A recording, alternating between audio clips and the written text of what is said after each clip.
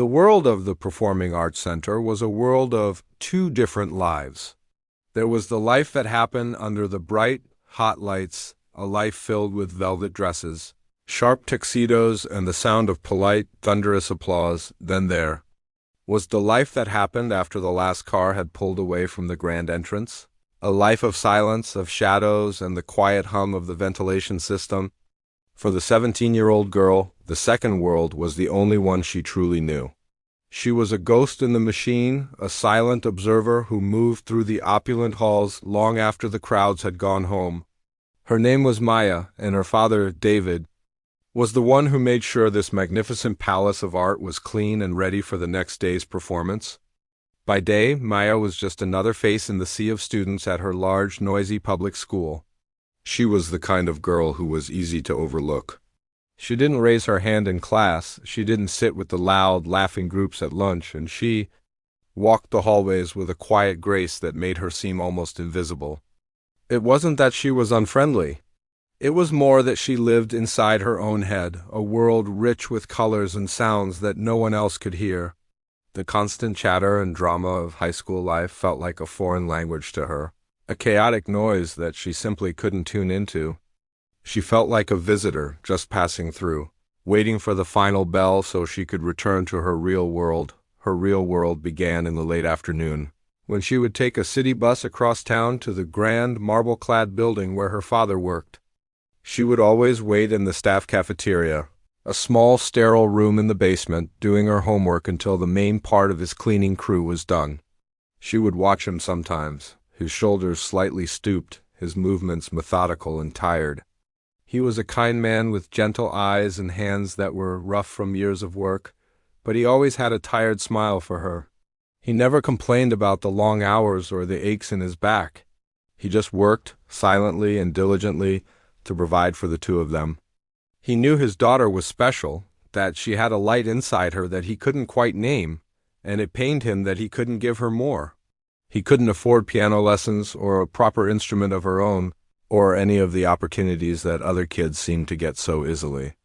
All he could give her was this, the key to a world she was never meant to enter. Once the main floors were empty and the other cleaners had left, David would give her a small nod. That was her signal. She would pack up her books and slip out of the cafeteria, her sneakers making no sound on the polished concrete floors. She would walk through the labyrinth of corridors, past the locked doors of star dressing rooms and the darkened ticket booths, until she reached a small, forgotten rehearsal room in a back wing of the building. It was a room no one used anymore, tucked away behind a stack of old scenery flats. Her father made sure it was always unlocked for her. Inside, the room was dusty and smelled of old wood and neglect. But in the corner, standing like a lonely, forgotten soldier, was an old upright piano. Its finish was scratched and dull, and some of the ivory keys were yellowed with age.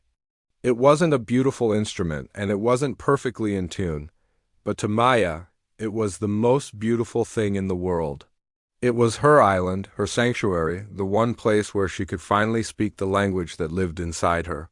She would close the door, the soft click echoing in the quiet room. And for a little while, the world outside would cease to exist. Maya had never had a single lesson in her life. Her teacher had been a combination of curiosity and sheer determination. It had started a few years earlier when she discovered that the library computers had free, albeit slow, internet. She had spent hours watching grainy, pixelated videos of old piano performances, her face inches from the screen. She would watch the fingers of the masters fly across the keys, and she would try to memorize the patterns, the shapes their hands made. She would pause the videos, frame by frame, and try to mimic the movements on her own lap, her fingers dancing in the air. It was a slow, frustrating process, like trying to learn a new language from a faded photograph. But she was patient. She also learned from the discarded concert programs her father would bring home. She would study the pictures of the composers, and she would try to imagine what their music sounded like. She would read the names of the pieces, the long, foreign words rolling off her tongue in a whisper. Clair de Lune, Moonlight Sonata, Fur Elise. They sounded like magic spells to her. When she finally got to the piano in that little room, She would try to piece together the melodies she had heard in the videos, her fingers fumbling and hesitant at first. She would play a few notes, stop, and try again. There were countless moments of frustration, of wanting to kick the piano and give up. But the sound, even when it was wrong, had a hold on her. It was a connection to something beautiful and profound, something that made her feel less alone. Over time, her own unique style began to emerge. It wasn't a perfect copy of the masters she admired. It was something else entirely. Her music was raw and unfiltered, filled with a depth of emotion that was surprising for someone so young. It was the sound of loneliness finding a voice. It was the color of the sunset she saw from the classroom window, a splash of brilliant orange and purple in a world of gray. It was the feeling of walking through the empty, echoing halls of the Arts Center at night, a mix of awe and melancholy. She wasn't just playing notes. She was telling her own story, one chord at a time. The slightly out-of-tune strings of the old piano gave her music a haunting, melancholic quality that was entirely her own. Sometimes her father would finish his work and stand silently outside the door of the rehearsal room, his mop in hand, and just listen. He didn't know anything about music, but he didn't need to. He could hear the emotion in his daughter's playing, the joy and the sadness all mixed together. It was a sound that made his heart swell with a pride so powerful it was almost painful, and at the same time ache with a deep, helpless sadness. He knew she had a rare and beautiful gift, a gift that deserved to be heard by thousands of people, not just by the dust motes dancing in the dim light of a forgotten room. But what could he do? He was just a custodian. He could clean the stage, but he could never put his daughter on it. So he would just stand there in the shadows and listen, a silent witness to a secret, beautiful concert that the world would never know. And so, her life continued in this strange, quiet rhythm. The noise and invisibility of her school days, followed by the profound, echoing silence of her nights. She would sit at the old piano, her fingers finding their way across the familiar keys, and she would pour all of her unspoken thoughts and feelings into the music. The melodies would fill the small room, spilling out into the empty corridor, a ghostly sound in a sleeping building. She played for herself, for her father listening in the hallway, and for the ghosts of all the great performers who had graced the stages of this grand hall. She never imagined that anyone else was listening. She never dreamed that her secret world was about to collide with the world of bright lights and applause. She just played, lost in the sound, a lone girl in a vast, empty hall, her music a silent echo waiting for a chance to be heard. The night the two worlds collided started like any other. The last of the evening's patrons had spilled out onto the city streets, their laughter echoing faintly before being swallowed by the traffic. The great glass doors of the Performing Arts Center swung shut, sealing the magic inside. For Maya, this was the signal. The real world was about to begin. She was in her usual spot, the little rehearsal room with the dusty upright piano, but tonight the music felt stuck. Her fingers moved, but the notes felt small and cramped, as if the old piano itself was too tired to hold the melodies she wanted to play. A feeling of restlessness settled over her, a frustration she couldn't shake. Meanwhile, her father was dealing with a problem.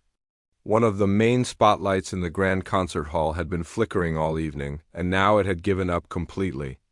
It was a grueling, awkward job. He had to haul a tall, wobbly ladder up to the catwalk and carefully work his way along the narrow metal beam high above the empty seats. It was quiet work, broken only by the hum of the building and the distant clang of a pipe somewhere deep within the walls. He was focused on the task, his mind on getting it done so he could go home. Down below, the restlessness in Maya's heart grew. She packed up her school books and wandered out of her little room, her feet silent on the thick carpet. She walked past the darkened ticket booths and the locked doors of the galleries, drawn toward the heart of the building. She found herself standing at the side entrance of the main concert hall. The door was slightly ajar, a sliver of light cutting through the darkness. Her father must have left it open when he went to fix the light. She knew she shouldn't go in. That stage was for the stars, for the people whose names were printed in the fancy programs. It was not for her, but the pull was too strong. She slipped through the door and into the vast, breathtaking space. The hall was enormous, a sea of deep red velvet seats that seemed to stretch on forever, all facing the empty stage. A single, harsh worklight shone down from the ceiling, casting long, dramatic shadows across the polished wood of the stage floor. And there, in the center of it all, sat the grand piano. It wasn't like her old upright. It was sleek and black, a creature of pure elegance, its lid propped open like an invitation. It looked like it was sleeping, waiting for someone to wake it up. On a whim, driven by a feeling she couldn't name, Maya walked up the side steps and onto the stage. The wood felt smooth and cool beneath her sneakers. She sat on the bench, the velvet soft and welcoming. She hesitated for just a moment, her heart beating a little faster. Then she placed her fingers on the keys. The touch was different, lighter, more responsive. She pressed a key, and the note that rang out was not the dull, thudding sound of her old piano. It was a clear, rich, bell-like tone that seemed to breathe in the big, empty room. It was a sound that filled the space, a sound that felt alive. She began to play. It was the same haunting, original piece she had been working on, but here, on this stage, it was transformed. The music seemed to soar up to the high, vaulted ceiling and drift down over the empty seats. She closed her eyes, lost in the sound. She wasn't a custodian's daughter anymore. She wasn't the invisible girl from school. She was just the music, and the music was free. She played with a passion she had never felt before, pouring all her longing, all her secret dreams, all the beauty she saw in the world into the melody. Her fingers weren't always perfect, but every note meant something. You could feel her heart in the music. High up in the balcony, a woman sat hunched over a stack of papers. This was Maestro Isabella Rossi, a name that commanded respect in the world of classical music. She was famous, brilliant, and known for her sharp tongue and her impossibly high standards. She had stayed behind to review the scores for an upcoming performance, her mind a whirlwind of notes and dynamics. At first, the sound from the stage was an irritation, a distraction. Who was making that noise? Security should have cleared the building by now. She was about to go down and give the intruder a piece of her mind, but as she listened, her irritation began to fade. The music was not the simple practice of a student. It was complex and emotional, raw and beautiful. It was filled with a kind of untaught genius that she had rarely encountered in her long career. She found herself standing up, moving to the railing of the balcony, her scores forgotten on the seat. She peered down at the stage, trying to see the source of this incredible sound. She saw a young girl, dressed in simple jeans and a sweater, her body swaying with the music, her eyes closed in a state of pure bliss. The maestro was stunned. She had heard thousands of pianists in her life, but this was different. This was something special, something real. Without another thought, she turned and hurried down the curved staircase of the balcony, her footsteps echoing in the silent hall. She walked down the center aisle, a solitary figure in the vast darkness, and approached the stage. The final note of Maya's piece hung in the air, a fragile, beautiful sound that seemed to last forever. Then there was silence. Maya opened her eyes, the spell broken. She saw the woman standing at the edge of the stage, looking up at her. Her heart sank. She was in so much trouble. She opened her mouth to apologize, to explain, but the woman spoke first. Her voice was sharp, cutting through the silence. "Who is your teacher?" The maestro asked. Maya felt her face flush with shame. She looked down at her hands, resting on the keys. I don't have one," she whispered. The maestro's eyes widened slightly. She climbed the few steps onto the stage and walked closer. "You play like that and you have no teacher?" Her tone was a mixture of disbelief and accusation. "Who composed that piece?" "I did," Maya said, her voice barely audible. The maestro studied her face, her expression unreadable. She saw the fear in the girl's eyes, but she also saw a spark of something else, a fierce, untamed talent. In that moment, a bold, crazy idea began to form in her mind. She had just received a call that afternoon. The young prodigy who was scheduled to open for her big charity gala in 2 days had fallen ill, a severe case of laryngitis that would leave him unable to perform. She had been panicking, trying to find a last-minute replacement.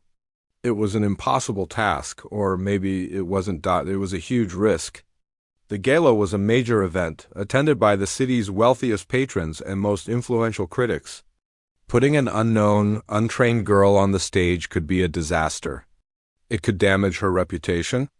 But as she looked at this girl, at the raw, breathtaking talent that was sitting right in front of her, she knew she had to take the chance. It was a conductor's instinct, a feeling in her gut that this was a moment that could not be ignored. "What is your name?" the maestro asked, her voice suddenly softer. "Maya, Maya," the maestro said, testing the name on her tongue. "My name is Isabella Rossi. I am the conductor for this weekend's gala concert." The young artist who was supposed to perform cannot. "I want you to take his place." Maya just stared at her, her mind struggling to process the words. It was like something from a dream. "What?" she finally managed to say. "No, I can't. I'm just, You are the one I heard playing," the maestro said, her tone firm and non-negotiable. "You will be there on Friday night. You will play the piece you just played for me. Be here at 6 o'clock for rehearsal. Do you understand?" Maya could only nod, her throat too tight to speak. The maestro gave her a curt nod, then turned and walked away, disappearing into the darkness of the auditorium. Maya sat there for a long time, her hands frozen on the keys, the echo of the maestro's words ringing in her ears. It was an opportunity, a terrifying, impossible, wonderful opportunity, and she only had 48 hours to get ready. The 48 hours that followed were a blur. They felt like a lifetime and a single second all at once. Maya moved through her days as if in a dream, the world around her muted and distant. At school, the teachers' voices were just a drone. The faces of her classmates were a blur. She would sit in class, her hands tucked in her lap, secretly tracing the shapes of chords on her jeans. The fear was a constant, cold knot in her stomach, but underneath it, a tiny, flickering flame of excitement was starting to grow. This was real. It was actually happening. The maestro, true to her word, had arranged for Maya to have access to the main concert hall for 2 hours each day. A kind, elderly woman with a warm smile, who was the hall's manager, would let her in and sit quietly in the back, reading a book. Playing the grand piano was a revelation. Every note was pure, every tone was perfect. Maya felt like a painter who had only ever had a few dull colors and was suddenly given an entire palette of brilliant, vibrant paints. She worked on her piece, refining it, polishing the rough edges. The maestro had given her some simple but profound advice. "Don't try to be perfect," she had said, her voice surprisingly gentle. "Perfect is boring. Just be you. Play the story you told me the other night. That is all that matters." The night of the gala arrived. The Performing Arts Center, usually so quiet and familiar, was buzzing with a different kind of energy. There were cars pulling up to the entrance, their headlights cutting through the darkness. People in glittering dresses and sharp suits were walking up the red carpet, their laughter and chatter filling the air. Maya watched from a small window in a backstage corridor, feeling like she was looking at another planet. These were the people who sat in the velvet seats, the people whose world she had only ever observed from a distance. Tonight they were here to listen to her. The thought was so overwhelming it made her feel dizzy. She had been given a simple, elegant black dress to wear. It was the fanciest thing she had ever owned, and it felt strange and foreign on her body. A kind woman from the wardrobe department had helped her with her hair, pulling it back from her face in a simple, graceful style. As she looked at her reflection in the mirror, she barely recognized herself. She looked like she belonged here, but she felt like an imposter, a ghost who had accidentally put on a costume. Backstage was a controlled chaos of activity. Stagehands and headsets hurried back and forth, musicians tuned their instruments, and people with clipboards spoke in hushed, urgent tones. Maya was led to a small, curtained-off area near the stage entrance. She sat on a folding chair, her hands trembling in her lap. The cold knot of fear in her stomach had tightened into a hard, heavy stone. Every sound made her jump.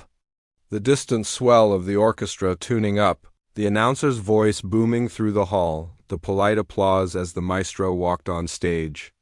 It was all too much. She felt a sudden, powerful urge to run. To just get up, slip out a side door, and go back to her quiet, forgotten world. What was she thinking? She couldn't do this. She wasn't a real musician. She was just a custodian's daughter who played on a dusty old piano. Just as she was about to give in to the panic, a familiar figure appeared at the entrance to her little area. It was her father. He had finished his work for the night and had come to see her. He was still in his custodian's uniform, the simple blue fabric a stark contrast to the tuxedos and gowns of everyone else around him. He looked a little out of place, but his eyes were only on her. He didn't say anything. He just walked over and knelt down in front of her, taking her cold, trembling hands in his rough, warm ones. He looked at her, his eyes full of a love and pride so deep it took her breath away. He didn't need to say, "You can do it," or "I'm so proud of you." She could see it all in his face. He gave her hands a gentle, reassuring squeeze, then stood up and gave her a small, simple nod. That was all. But it was everything. The fear was still there, but now it was joined by something else. A strength. A resolve. She was doing this for him too. A few minutes later, the stage manager appeared at her side. "It's time," she said softly. Maya took a deep breath, stood up, and followed the woman to the edge of the stage. She could hear the maestro introducing her. The maestro's voice was clear and confident, but she didn't say much. She simply said, "Tonight, we have a very special young performer who will be playing a piece of her own composition. Please welcome Maya to the stage." The stage manager gave her a gentle push. "Go on." Maya walked out of the wings and into the light. The moment she stepped onto the stage, the world shrank to just her and the piano. The sea of faces in the audience was a blur of light and shadow. She could feel a wave of murmurs ripple through the hall. She could imagine what they were thinking. Who is this girl? She's so young. She looks ordinary. She kept her eyes fixed on the grand piano waiting for her in the center of the stage. It was her anchor in this storm of lights and faces. She walked across the polished wood, her sneakers silent, and sat down on the bench. The velvet felt cool beneath her. She placed her fingers on the keys, just as she had done 2 nights before. She took another deep breath, closing her eyes for a second, picturing her father's face, his quiet nod. Then she began to play. The first notes filled the vast hall, clear and pure. The music was the same piece she had played for the maestro, but it was different now. It was stronger, more confident. It was filled with the energy of the past 2 days, the fear, the excitement, the love. It was the sound of her heart, poured out into the open for everyone to hear. The melody was a story. It was the story of walking through empty hallways, of watching the world from the sidelines. It was the feeling of longing for something you can't name. It was the quiet joy of finding your voice in a forgotten room. It was the sound of a father's silent pride. As she played, a hush fell over the audience. The murmurs died away. The rustling of programs stopped. People leaned forward in their seats, captivated. The music was not technically flawless. There were a few places where her fingers stumbled, a few notes that were not quite perfect. But it didn't matter. In fact, it made it more real. It was the sound of a human soul, not a machine. The raw, honest emotion in her playing was so powerful it was almost tangible. It reached into the chests of everyone in the room and touched something deep inside them. In the front row, a famous cellist, a man known for his stoic expression, closed his eyes, a single tear tracing a path down his cheek. A wealthy socialite who had been chatting boredly to her neighbor fell silent, her champagne glass frozen halfway to her lips. A tough-as-nails music critic, who had come ready to write a scathing review, found his pen slipping from his fingers. He wasn't hearing a performance. He was feeling an experience. The stars in the audience, the people who were used to being the center of attention, were forgotten. All eyes were on the stage, on the unknown girl in the simple black dress, whose music was speaking a universal language. Maya lost herself in the sound. The lights, the audience, the fear, it all faded away. There was only her and the music. She played the final notes of her piece, a soft, haunting melody that seemed to hang in the air like a question. Then her fingers stilled on the keys and the hall was plunged into a profound, breathless silence. It was a silence so deep and so complete that it was almost a sound in itself. Maya opened her eyes, her heart pounding, and looked out at the sea of faces. For a moment she thought she had failed. They were silent. They hated it.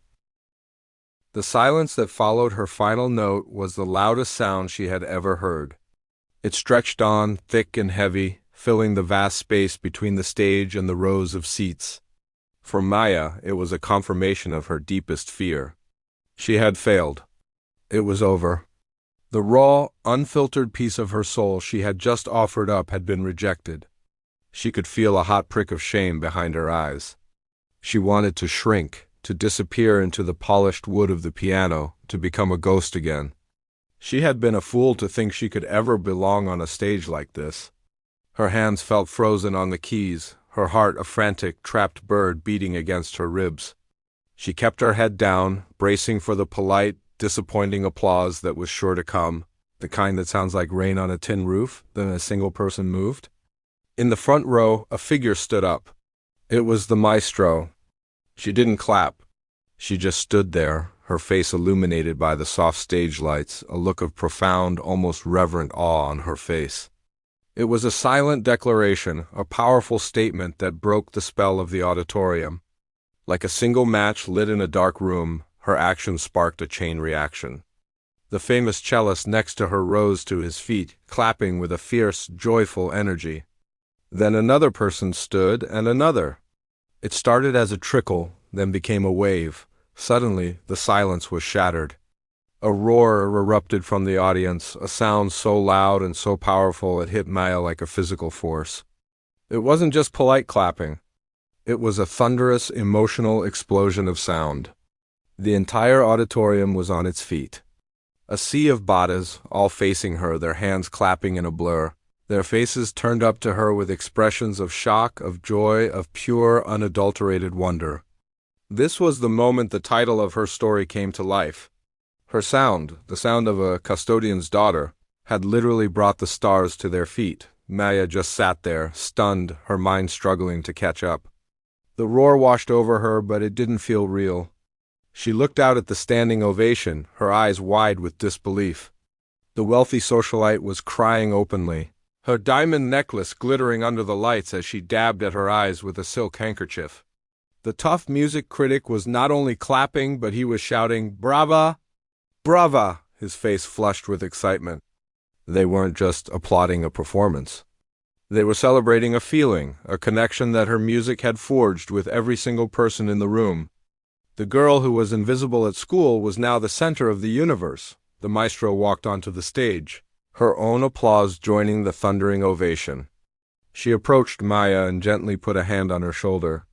"Stand up, Maya," she said, her voice soft but firm. "They are applauding for you." Slowly, awkwardly, Maya stood up. The roar grew even louder.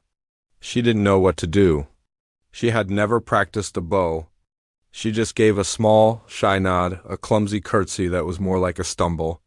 The audience seemed to love her authenticity, their cheers intensifying. The maestro guided her to the front of the stage, and Maya stood there, bathed in the warm light, a fragile, overwhelmed girl in a storm of adoration. It was the most terrifying and most wonderful moment of her entire life. Finally, the maestro led her off the stage, back into the controlled chaos of the wings. The moment she was out of the spotlight, the world seemed to rush back in at a dizzying speed. A stagehand handed her a bottle of water. The wardrobe lady was there, wrapping a shawl around her shoulders. But through the swarm of people she saw one face that mattered. It was her father. He was standing just beyond the flurry of activity, still in his simple blue custodian's uniform, his face streaked with tears. He pushed past the people in his way, his eyes locked only on his daughter.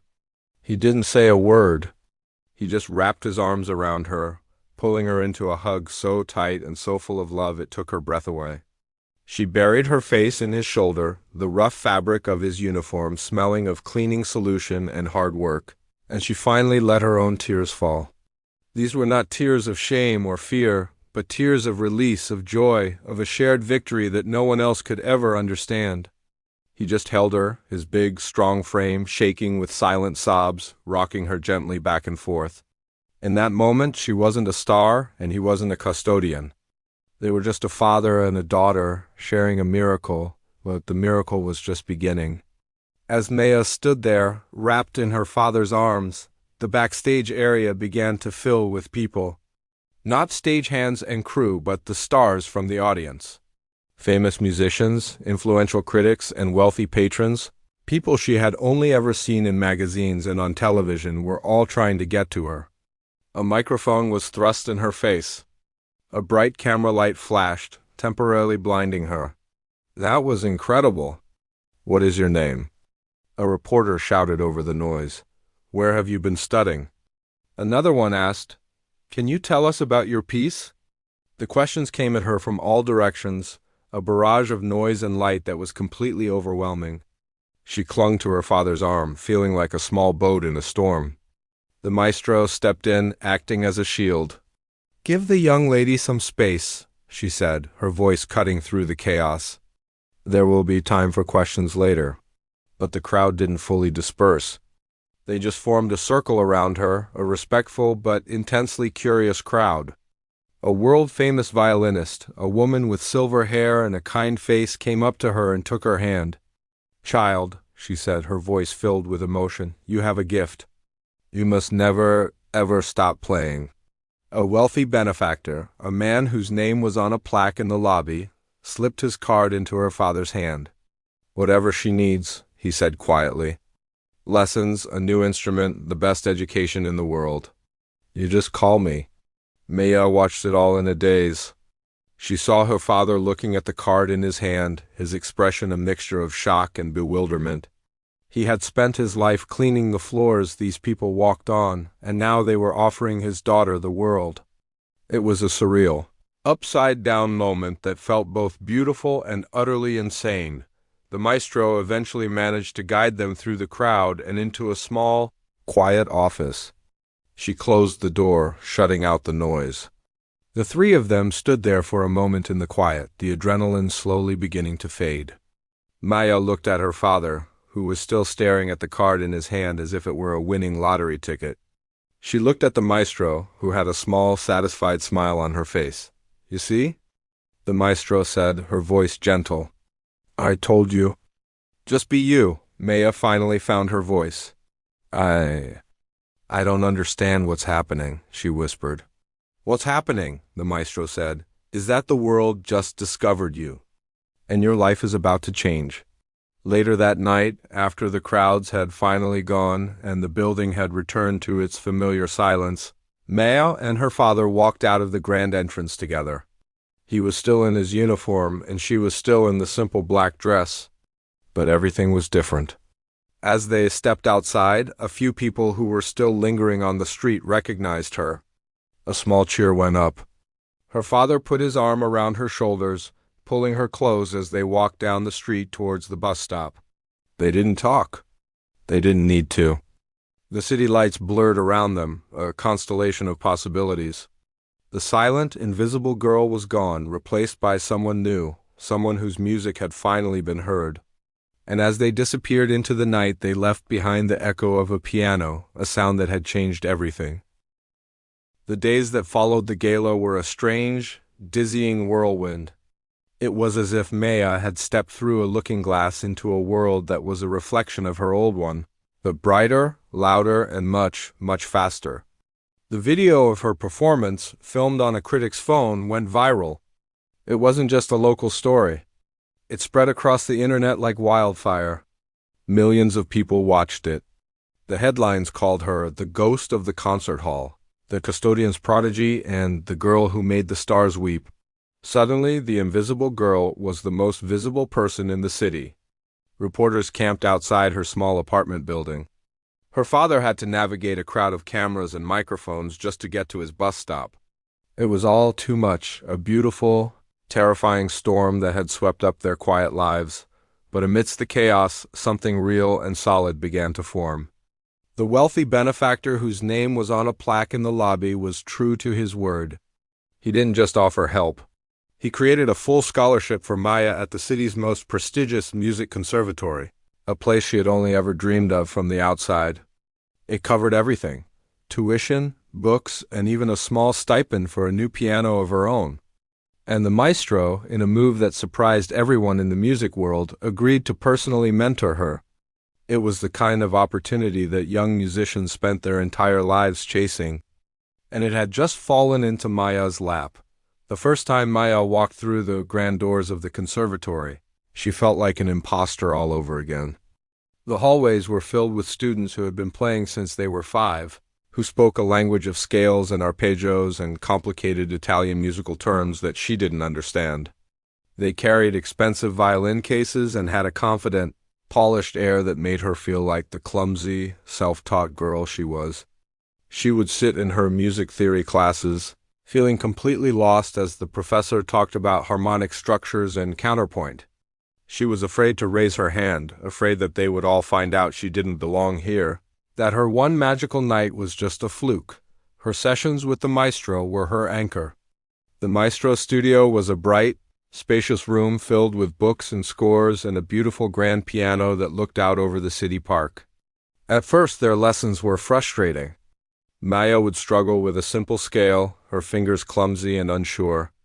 The maestro would watch her, her expression stern, and for a while, Maya thought she had made a terrible mistake. One afternoon, after a particularly difficult lesson, Maya was ready to quit.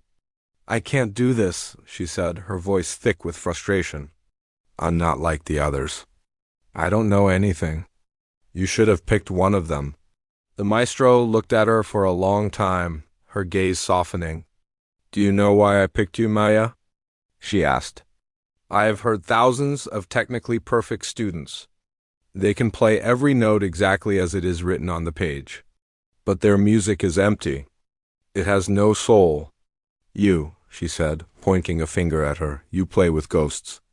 You play with the echo of empty hallways and the sound of a father's quiet pride. Don't ever let them teach that out of you. The technique is just the toolbox. Your heart is the music." From that day on, things began to change. The maestro didn't just teach her notes. She taught her how to trust her own instincts. She would tell Maya to close her eyes and play a color or a feeling or a memory. Slowly, Maya began to merge the raw, emotional power of her old self with the new technical skills she was learning. Her fingers became more confident, her understanding of music theory grew, but she never lost the ghosts in her playing. She learned that the structure and the rules didn't have to cage her music. They could give it a stronger frame, a bigger house to live in. Her father's life changed, too, in quieter ways. He was still a custodian, but he walked with a new lightness in his step. He would often come to the conservatory after his shift and sit in the back of the practice rooms, just listening. He didn't understand the theory or the fancy terms, but he could hear his daughter's voice growing stronger, clearer, and more confident every day. He was no longer just a silent witness in a dark hallway. He was a part of this new world, too. He saved up and bought a new suit, not a fancy one, but a good one, that he wore to every small student recital and performance. He would sit in the audience, his back straight, his eyes shining, and he would watch his daughter take her place on a stage she was always meant to command. The story concludes about a year later. It is the night of the annual student showcase, a small concert held in the conservatory's own recital hall. The hall is much smaller than the Grand Performing Arts Center, but it is filled with people, students, faculty, and family. Maya is scheduled to perform last. Backstage, she is not a bundle of nerves like she was a year ago. She is calm-centered. She is wearing a simple dress, one that she chose herself, and she looks comfortable in her own skin. She walks onto the stage, and the audience applauds warmly. She sits at the piano, takes a deep breath, and begins to play. It is a new composition, one she has been working on for months. The piece is more complex than anything she has played before. The melodies are intricate, the harmonies are rich and sophisticated. You can hear the influence of her training, the precision of her technique. But underneath it all, there is still the echo of the empty hall. The music is still filled with a raw, honest emotion that is uniquely hers. It tells the story of her journey from a dusty rehearsal room to this stage, a story of fear and courage, of a father's love and a girl's dream. As she plays, the audience is completely captivated. In the front row, the maestro watches with a look of deep satisfaction. And there, in the third row, sits her father. He is not in his custodian's uniform. He is in his new suit, and he is leaning forward, his elbows on his knees, completely lost in the sound of his daughter's music. He sees her on the stage, bathed in the warm light, her fingers flying across the keys with a new confidence. But he also sees the little girl who used to practice in secret on a dusty old piano. He sees the entire journey and every note she plays. As the final chord fades and the applause begins to rise, he looks around at the other parents, at the students, at the people who are all there to celebrate his daughter, and he smiles. It is a quiet, proud smile, the culmination of a lifetime of love and sacrifice. The custodian's child had taken the stage, and her music had finally brought them all to their feet.